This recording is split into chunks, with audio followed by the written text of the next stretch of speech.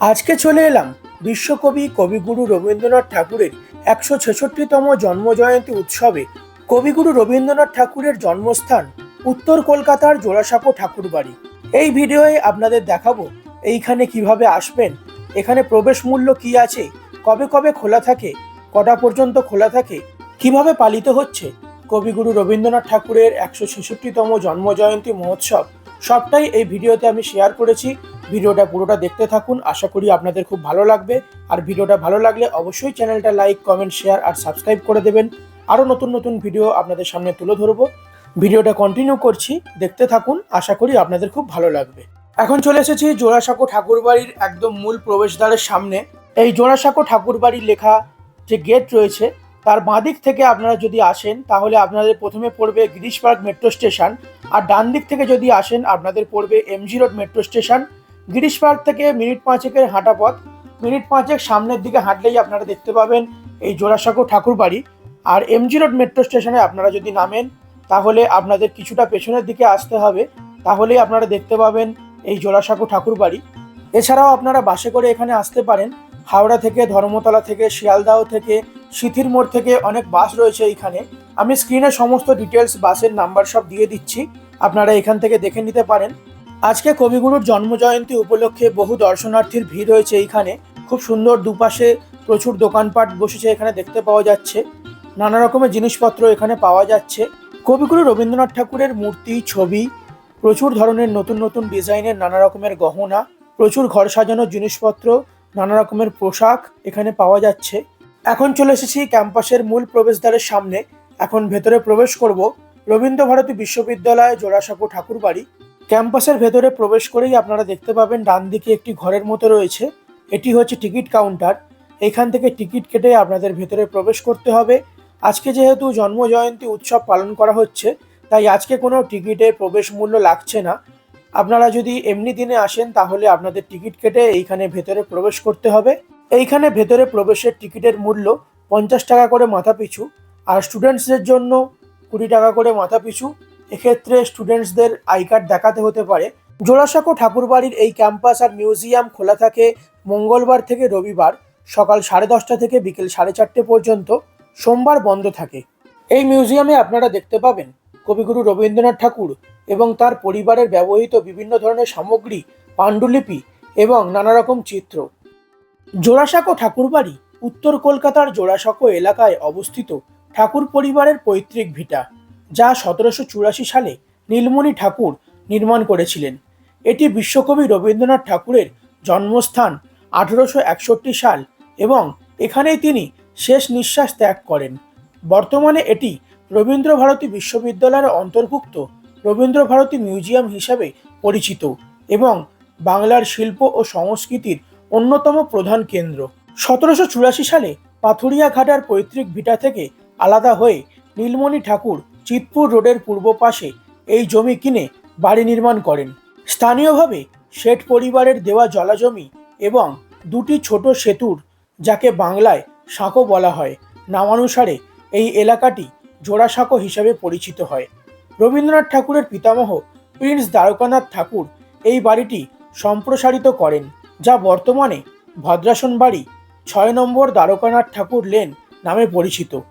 1861 সালে এখানেই কবিগুরু রবীন্দ্রনাথ ঠাকুরের জন্ম হয় এবং এখানেই তিনি জীবনের অনেকটা সময় কাটিয়েছেন।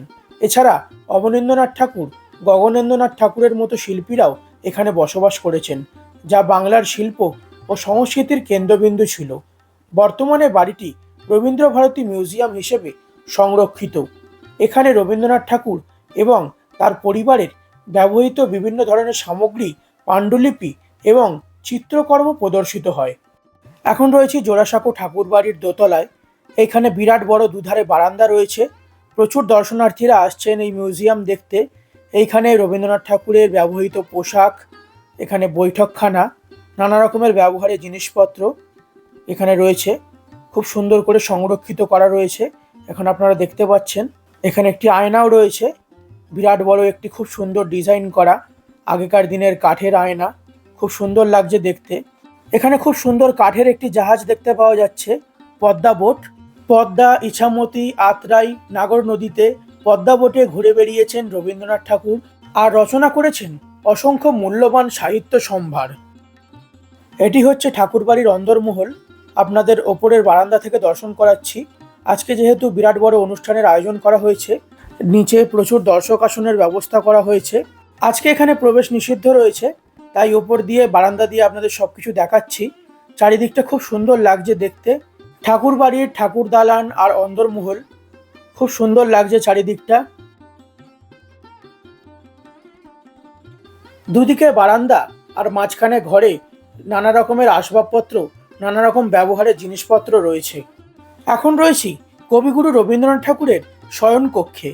এখানে কবিগুরু রবীন্দ্রনাথ ঠাকুরের যে শয়নের বিছানা সেটি রয়েছে, দুধারে দুটি চেয়ার রয়েছে, সামনে একটি মূর্তিও রয়েছে, আর রয়েছে ফুলদানি, কবিগুরু রবীন্দ্রনাথ ঠাকুরের ব্যবহৃত কাঠের চেয়ার, নানা রকমের আসবাবপত্র, বালিশ, আর রয়েছে কবিগুরু রবীন্দ্রনাথ ঠাকুরের সাদা কালো একটি বহু প্রাচীন চিত্র। এখন চলে এসেছি আরেকটি ঘরে। এই ঘরে 1348 বঙ্গাব্দের 22শে শ্রাবণ বৃহস্পতিবার 1941 সালের 7ই আগস্ট কবিগুরু রবীন্দ্রনাথ ঠাকুর এই কক্ষে শেষ নিঃশ্বাস ত্যাগ করেন।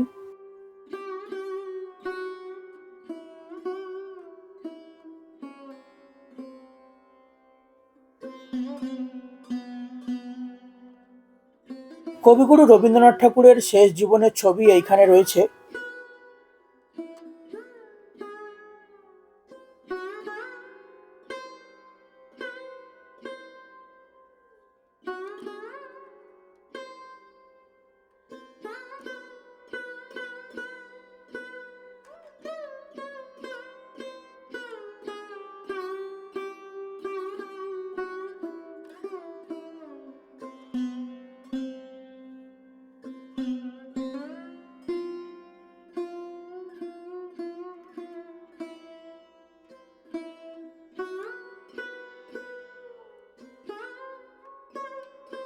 এই স্থানটিতে 1941 সালের 30শে জুলাই কবিগুরু রবীন্দ্রনাথ ঠাকুরের সুপ্রাপিউবিক সিস্টোস্টমি অপারেশন সম্পন্ন হয়েছিল। এইখানে মূর্তির মাধ্যমে অপারেশনের জায়গাটি এখানে দেখানো হয়েছে। কলকাতা রাজপথে কবিগুরু রবীন্দ্রনাথ ঠাকুরের শেষ যাত্রার ছবি এখানে সংরক্ষিত করে রাখা রয়েছে। বহু মানুষ, প্রচুর মানুষের ভিড় এইখানে দেখতে পাওয়া যাচ্ছে এই ছবিতে।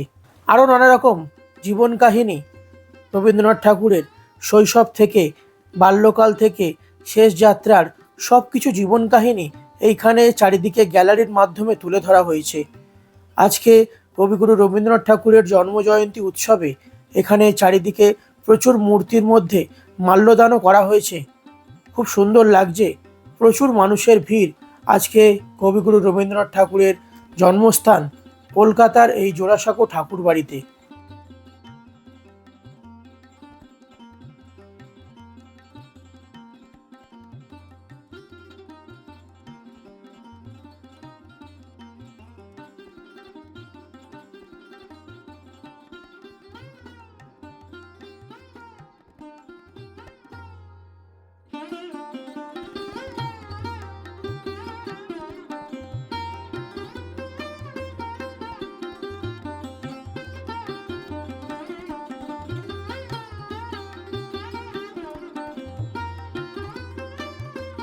উনিশশো 1941 সালে কবিগুরু রবীন্দ্রনাথ ঠাকুর শেষবারের মতো শান্তিনিকেতন যাত্রার সময় যে ট্রেনটি ব্যবহার করেছিলেন, সেই ট্রেনটির কামরার আদলে একটি ট্রেনের বগি এইখানে তৈরি করা হয়েছে।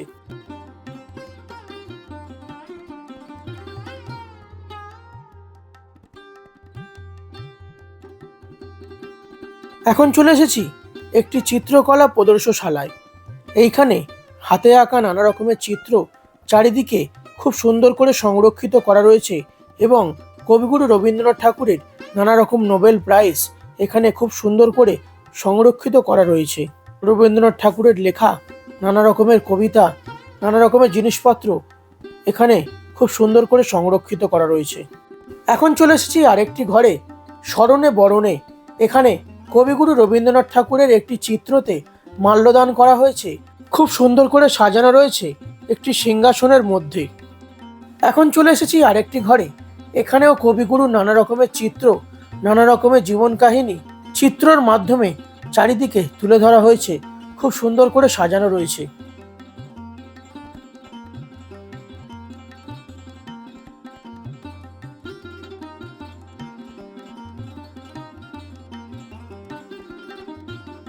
Jorasanko Tagore family genealogical table.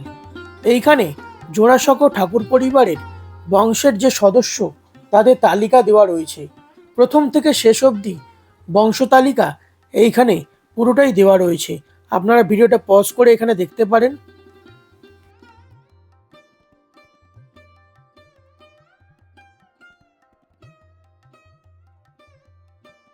Asit Haldar তাঁর রবিতীর্থ গ্রন্থে লিখেছেন, এই দুই মহাত্মা দেবেন্দ্রনাথ ও রবীন্দ্রনাথ পিতা পুত্রের যে সূতিকা গৃহে জন্ম তা প্রথম দেখার সুযোগ হয় যখন আমি 9-10 বৎসরের বালক।